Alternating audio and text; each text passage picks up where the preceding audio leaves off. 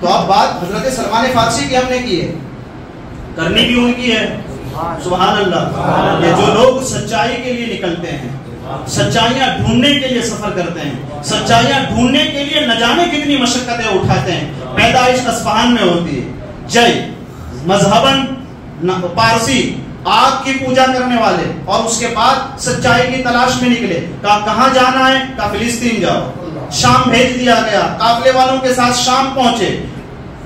اس پادری کے پاس زندگی پر ڈیوٹی کی، اس کی زندگی ختم ہوئی. اس کے بعد اس کو کہا اب مجھے کسی اور کا سہارا دو، ایڈریس دو. دوسرے کی جگہ پر پہنچے، موصل، اصفہان سے ملک شام، ملک شام سے موصل والے پادری کا بھی انتقال.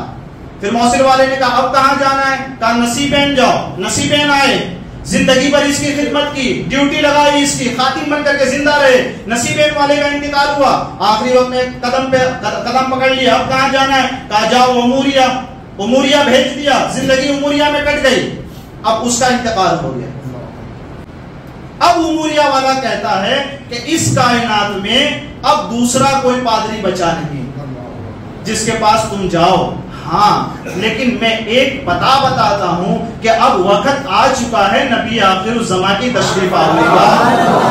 اب اس کائنات کے دولہا کا وقت آ چکا ہے. دونوں عالم کے مالک و مختار جلوہ گر ہونے والے ہیں. کافر ایسا کریں نا، کچھ پتہ بھی بتائیں ہمیں. آپ ان کی بشارت سنا رہے ہیں، ان کے شہر کی باتیں بھی بتا دیں.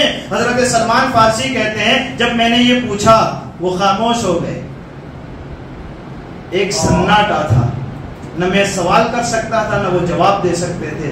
کچھ لمحے کے بعد یہ سکوت کی کیفیت ٹوٹی اور اس نے کہا ہاں وہ شہر جہاں ہے اسے پہاڑوں کی سرزمین کہتے ہیں اور وہاں کھجوروں کے درخت کثرت سے پائے جاتے ہیں. سلمان فارسی کہتے ہیں وہ جو دیا میرے دل میں بجھ رہا تھا اسے ایک نئی زندگی ملی اور پتا چلا حضور عرب کی زمین پہ تشریف لانے والے ہیں. عرب کی زمین پہ حضور علیہ السلام آنے والے ہیں. میں نے پھر پیر پکڑے اور پوچھا کہ شہر بتا دیا؟ شہر والے کا بھی پتا بتا دے. شہر کی نشانیاں تو نے بتائیے کہ محبوب جو شہر میں آئیں گے اس شہر کی شان کا یہ عالم ہے تو پھر اس محبوب کی بھی کوئی نشانی بتا دے. پھر اس نے سکوت کیا. تھوڑی دیر کی پھر خاموشی چھا گئی، نہ میرا کوئی سوال نہ اس کا کوئی جواب. پھر کچھ دیر کے بعد اس نے اپنی آنکھیں کھولی اور پھر کہا میں تمہیں 3 نشانیاں بتا دوں. سلمان فارسی کہتے ہیں میں تو چاہتا تھا جلدی بتائے. کہا دیکھ صدقہ نہیں قبول کریں گے. ایک نشانی یہ ہے کہ جب تو انہیں کچھ دے گا صدقہ نہیں لیں گے، قبول کریں گے اور اپنے غلاموں میں تقسیم کر دیں گے. کہا دوسری نشانی بتا. کہا دوسری یہ ہے کہ تو ہدیہ دے گا تو قبول کریں گے، خود بھی کھائیں گے لوگوں کو بھی کھلائیں گے. اور تیسری نشانی بتا. کہا دونوں کندھوں کے درمیان مہر نبوت ہوگی.